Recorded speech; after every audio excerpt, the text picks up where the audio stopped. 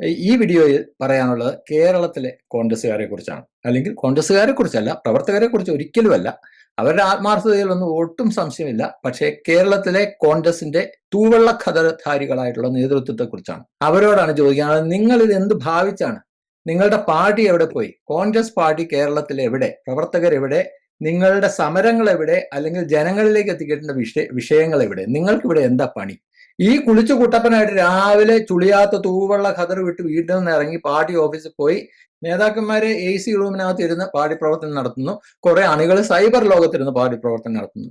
തെരുവിലിറങ്ങി പിണറായി വിജയന്റെ സർക്കാരിനോ നരേന്ദ്രമോദിക്കോ എതിരായിട്ട് ഒരു സമരവും നടക്കുന്നില്ല. തെരുവിൽ ഒരു അനക്കവുമില്ല. ഇതാണ് ഇപ്പൊ കേരളത്തിലെ സ്ഥിതി. ഇലക്ഷൻ എന്ന് പറയുന്ന സാധനം 6 മാസം അപ്പുറം നിൽക്കുകയാണ്. വേറെ ഏതെങ്കിലും ഒരു സംസ്ഥാനത്ത്, വേറെ ഈ ദുനിയാവിൽ ഏതെങ്കിലും ഒരു രാഷ്ട്രീയ പാർട്ടി ഇങ്ങനെ രാഷ്ട്രീയ പ്രവർത്തനം നടത്തുന്ന ഒരു പാർട്ടിയെ നിങ്ങൾ കാണിച്ചു തരാം?